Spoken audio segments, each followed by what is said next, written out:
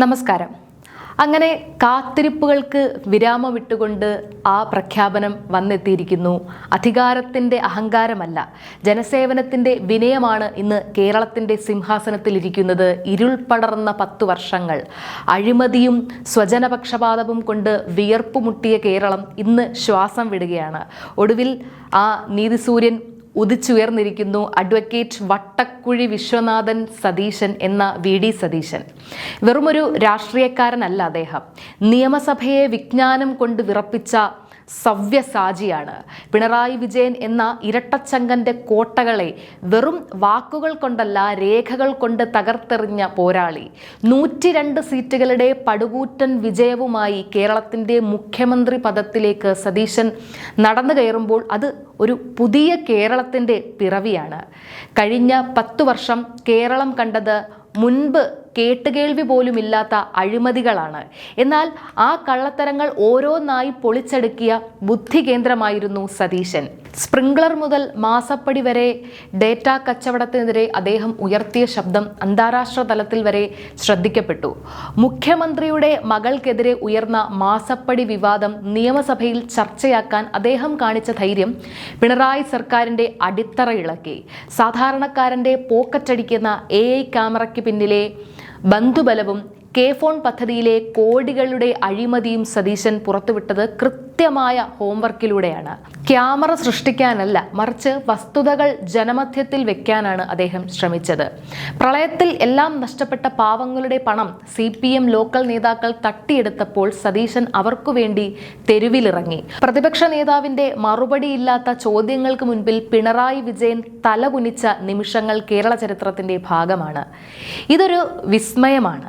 ഭരണ തുടർച്ചയുടെ അഹങ്കാരത്തിൽ നിന്ന LDFനെ വെറും 40-ൽ താഴെ സീറ്റുകളിലേക്ക് ഒതുക്കി 102 സീറ്റുകളുമായി UDFനെ അധികാരത്തിൽ എത്തിച്ചതിൻ്റെ ക്രെഡിറ്റ് VD സതീശൻ എന്ന തന്ത്രജ്ഞന് മാത്രം അവകാശപ്പെട്ടതാണ്. പലപ്പോഴും ഗ്രൂപ്പ് പോരുകളിൽ തളർന്നു പോയിരുന്ന കോൺഗ്രസിനെ ഒരു യൂണിറ്റായി മാറ്റിമറിക്കാൻ അദ്ദേഹത്തിന് സാധിച്ചു. ബൂത്ത് തലം മുതൽ പ്രവർത്തകരെ ആവേശഭരിതരാക്കി. ജനകീയ വിചാരണ എന്ന ക്യാമ്പയിനിലൂടെ അദ്ദേഹം കേരളം നീളെ സഞ്ചരിച്ചു.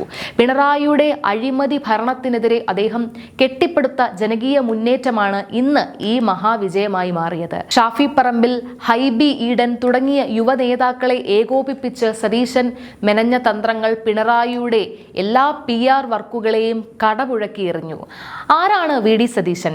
എറണാകുളം ജില്ലയിലെ പറവൂരിൽ നിന്ന് വിദ്യാർത്ഥി രാഷ്ട്രീയത്തിലൂടെ ഉയർന്നു വന്ന നേതാവ്. KSU പ്രസിഡന്റായിരുന്ന കാലം തൊട്ടേ അസാമാന്യമായ വാഗ്മിത്വവും സംഘടനാശേഷിയും അദ്ദേഹം പ്രകടിപ്പിച്ചു. 5 തവണ പറവൂരിൽ നിന്ന് നിയമസഭയിൽ എത്തിയ സതീശൻ എന്നും വിജ്ഞാനത്തിന്റെ പക്ഷത്തായിരുന്നു. നിയമബിരുദവും ബിരുദാനന്തര ബിരുദവും നേടിയ അദ്ദേഹം ഭരണഘടനയെയും നിയമങ്ങളെയും ആഴത്തിൽ പഠിച്ചു. അതുകൊണ്ടാണ് നിയമസഭയിൽ അദ്ദേഹത്തെ നേരിടാൻ മന്ത്രിപ്പട പോലും ഭയന്നത്. പുസ്തകങ്ങൾ അദ്ദേഹത്തിന്റെ ചങ്ങാതിമാരാണ്. പരിസ്ഥിതി അദ്ദേഹത്തിന്റെ ആവേശമാണ്. പ്രളയകാലത്ത് പറവൂരിൽ അദ്ദേഹം നടത്തിയ അതിജീവനം എന്ന പദ്ധതി മാത്രം മതി അദ്ദേഹത്തിന്റെ ഭരണ മികവ് തിരിച്ചറിയാൻ. VD സതീശൻ എന്ന രാഷ്ട്രീയക്കാരന്റെ കരുത്ത് നാം കണ്ടത് തിരഞ്ഞെടുപ്പ് യുദ്ധഭൂമികളിലാണ്. 2001-ൽ പറവൂരിൽ നിന്ന് തുടങ്ങിയ ആ ജൈത്രയാത്ര 5 തവണ തുടർച്ചയായി നിയമസഭയിലെത്തിയത് ജനങ്ങൾ നൽകിയ ഉറച്ച വിശ്വാസത്തിന്റെ കരുത്തിലാണ്. 2021-ലെ നിയമസഭാ തെരഞ്ഞെടുപ്പിൽ കേരളം മുഴുവൻ ഒരു തരംഗം ആഞ്ഞടിച്ചപ്പോഴും പറവൂരിന്റെ മണ്ണിൽ സതീശൻ തന്റെ ഭൂരിപക്ഷം വർദ്ധിപ്പിച്ചത് അദ്ദേഹത്തിന്റെ വികസന കാഴ്ചപ്പാടുകൾ കൊണ്ടായിരുന്നു. ഗ്രൂപ്പ് രാഷ്ട്രീയത്തിന് അതീതമായി ഓരോ വോട്ടറെയും പേരെടുത്ത് വിളിക്കാവുന്നത്ര ആഴത്തിലുള്ള ജനബന്ധം അദ്ദേഹത്തെ വ്യത്യസ്തനാക്കുന്നു. ഈ ജനകീയ അടിത്തറയാണ് ഇന്ന് അദ്ദേഹത്തെ കേരളത്തിന്റെ വിധി നിർണായകനായി മാറ്റിയിരിക്കുന്നത്.